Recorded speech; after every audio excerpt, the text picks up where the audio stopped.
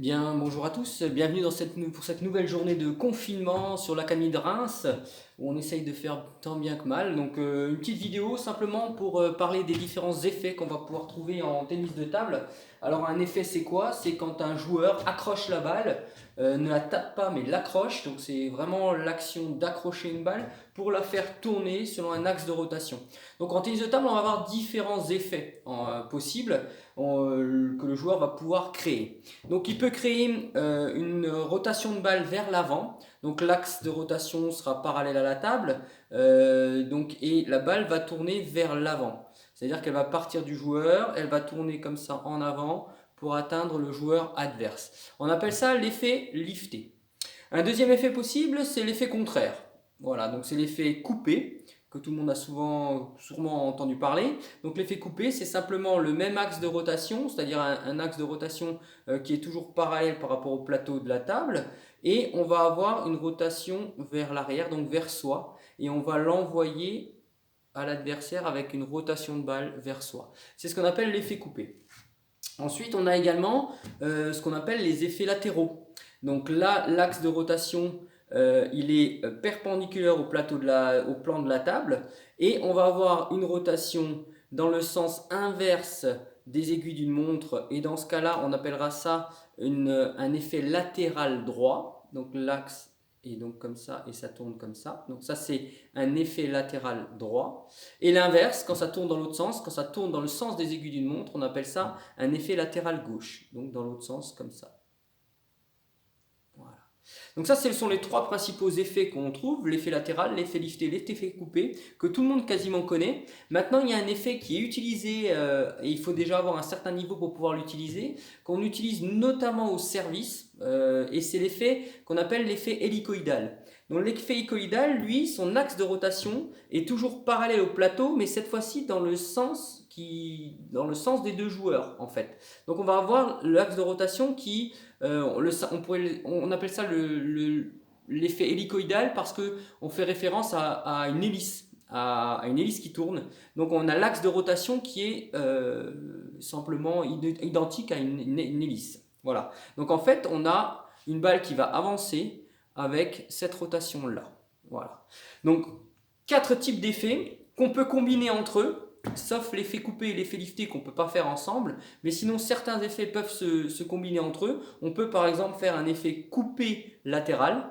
On peut faire un effet latéral lifté.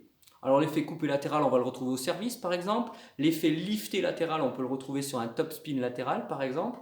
Voilà, donc on peut combiner après les effets. Et les deux effets qu'on ne peut pas combiner, effectivement, c'est l'effet vers l'avant, l'effet lifté, et vers l'arrière, l'effet coupé. Ces deux-là, on ne peut pas les combiner ensemble. Vous comprenez bien assez aisément pourquoi. Voilà, donc ça, ce sont les différents effets. Donc maintenant qu'on a balayé les différents champs d'effets, on va voir comment on peut les produire et ce que ça induit chez notre adversaire et ce que ça va impacter sur sa raquette, ce que ça va impacter sur son rebond du côté de sa demi-table, mais également sur sa raquette. Donc si je prends par exemple l'effet lifté, donc l'effet lifté, on a dit que ça tournait vers l'avant. Donc si je prends mon joueur qui est de ce côté-là, il va envoyer en grattant la balle par au-dessus. Donc il va toucher la balle entre le pôle nord et l'équateur, à l'arrière de la balle. Donc entre là, en fonction de son inclinaison, donc la raquette est plutôt fermée à ce moment-là, d'accord? On est sur une position entre la position plate droite ici et une position complètement fermée, donc on est entre les deux. Et selon l'intensité de l'effet, le moment où on va toucher la balle, on va réussir plus ou moins à frotter cette balle et on va chercher à la gratter. Donc on va la gratter vers l'avant. Donc la balle va tourner vers l'avant et son impact sur la table adverse est facile à comprendre. C'est que dès que ça va toucher la table, donc on va avoir une trajectoire arrondie, dès qu'elle va toucher la table, elle va être accélérée vers l'avant. Donc ça c'est le premier effet, la première conséquence de cet effet lifté. Deuxième conséquence, c'est sur la raquette de notre adversaire. Donc la raquette de notre adversaire, si elle reste droite, donc je vais mettre une raquette droite, quand la balle va arriver avec un effet lifté, elle va avoir tendance à monter. D'accord? Donc son objectif, ça va être de fermer sa raquette pour canaliser cet effet lifté. Voilà. Donc ça, c'est l'effet lifté.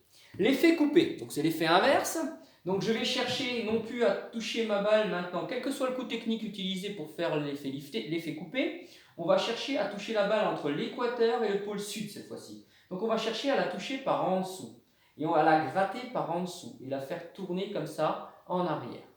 Une fois qu'on a produit cet effet-là, quelle conséquence sur la demi-table adverse? C'est qu'en fait, quand elle va rebondir sur la table, elle va avoir tendance à monter. Et oui, parce qu'elle va être ralentie et donc elle va monter. Contrairement à l'effet lifté où elle l'accélère et elle est plus ou moins rasante, sur l'effet coupé, elle va ralentir et avoir tendance à sauter un petit peu, à monter. C'est ça la première conséquence déjà sur la demi-table adverse. Deuxième conséquence est sur la raquette de notre adversaire. Donc sur la raquette de notre adversaire, si on a une raquette droite ici, si on a un effet coupé comme ça qui arrive sur sa raquette, elle va avoir tendance après à descendre. Et donc l'adversaire va avoir tendance à l'envoyer dans le filet. Pour contrer cet effet-là, il va avoir deux possibilités. Ouvrir sa raquette et passer par en dessous, donc utiliser un coup technique qui passe sous la balle pour contrer cet effet et puis redresser la trajectoire de balle. Deuxième possibilité, c'est de contrer cet effet coupé par l'effet lifté. Par exemple, utiliser un top spin qui va gratter la balle par au-dessus, mais avec une puissance supérieure à l'effet coupé pour pouvoir le contrer et soulever la balle vers le haut. Voilà, deux possibilités pour notre adversaire pour contrer cet effet coupé. Troisième effet possible, on avait dit les effets latéraux. L'effet latéral droit, donc dans le sens inverse des aiguilles d'une montre, et l'effet latéral gauche dans le sens des aiguilles d'une montre. Donc cet effet-là, on le retrouve beaucoup au service, et on va chercher simplement à frotter la balle par l'arrière, au niveau de l'équateur de la balle, on va chercher soit à la gratter dans un sens, soit à la gratter dans l'autre sens, au service. D'accord? Quel est l'impact? Eh bien l'impact est simple, c'est que notre balle, lorsqu'elle va arriver, qu'elle tourne comme une toupie finalement, qu'elle va arriver sur la demi-table adverse, elle va avoir légèrement tendance à partir vers la droite ou vers la gauche, selon qu'on fait un effet latéral droit ou un effet latéral gauche, mais ce n'est pas ça qui va vraiment gêner notre adversaire, même s'il y a une légère déviation. Ce qui va gêner surtout, c'est que quand ça arrive sur la raquette, je vais essayer de vous montrer ça, quand ça arrive sur la raquette, comme ça tourne comme une toupie, ça va avoir tendance à partir d'un côté, ou partir, si ça tourne de l'autre côté, de l'autre côté. Et en fait, notre adversaire va avoir du mal à la mettre sur la table, et elle va avoir tendance à partir sur le côté là-bas, ou sur le côté là-bas. Et en fait, cet effet latéral, là, au service, il sert à orienter le jeu. C'est-à-dire que derrière mon service, je sais que mon adversaire va avoir plus de chances de me l'envoyer plutôt sur ma droite ou plutôt sur ma gauche. Donc plutôt sur mon coup droit ou plutôt sur mon revers. Voilà. Donc c'est ça le principal intérêt de l'effet latéral. Faire la faute à l'adversaire qui va l'envoyer à l'extérieur de la table ou orienter le jeu pour que derrière je puisse jouer ou en coup droit ou en revers et en tout cas prévoir un petit peu où va m'arriver la balle. Le dernier effet, donc l'effet hélicoïdal. Donc techniquement très difficile à faire, il faut déjà avoir un très bon niveau pour réussir à le faire.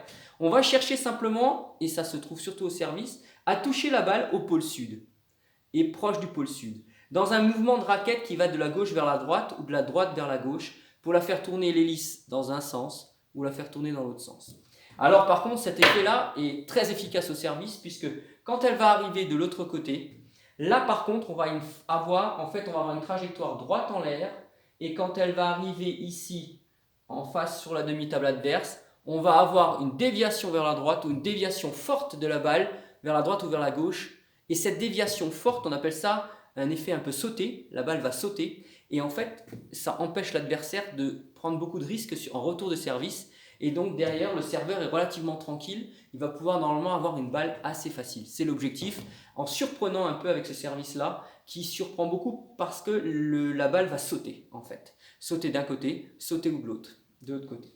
Voilà, donc voici un peu les principaux effets qui existent, même les effets qui existent en tennis de table. Alors après on va pouvoir les combiner comme je vous ai dit. Par exemple l'effet hélicoïdal, on pourrait faire l'effet hélicoïdal légèrement coupé. Donc on va avoir un axe de rotation comme ça et la balle va tourner comme ça. On peut avoir de l'hélicoïdal légèrement lifté, donc on va l'avoir comme ça. Elle va tourner comme ça, donc elle va sauter et en même temps avancer vite. Pour l'effet hélicoïdal coupé, elle va sauter et ralentir. Pour l'effet latéral, si je fais un effet latéral pur, elle tournera comme une toupie. Par contre, si je coupe un petit peu en même temps la balle, elle va s'incliner un peu vers l'avant. Et en fait, la balle va être ralentie en face. D'accord? Et en plus, elle va tourner légèrement en arrière et légèrement sur le côté. Voilà. Donc, voilà, différentes possibilités. On pourrait faire d'autres combinaisons encore. Mais l'objectif, c'était simplement de présenter globalement les effets. On verra maintenant, dans une prochaine vidéo bien sûr, comment associer, donc comment faire ces effets, avec quel coût technique on les fait. Et il ne faut pas confondre bien sûr le coût technique et l'effet qui est produit. Un coût technique peut produire plusieurs effets possibles. Voilà. Donc ne pas confondre les deux dans le lexique, dans le champ lexical, il faut vraiment bien séparer d'un côté l'effet produit et d'un autre côté le coût technique qui est utilisé pour produire cet effet. Ce sont deux choses bien différentes. Voilà, ben écoutez, j'espère que le confinement se passe bien pour vous. Je vous souhaite donc une bonne journée sur cette belle Académie de Reims et à très bientôt. Au revoir.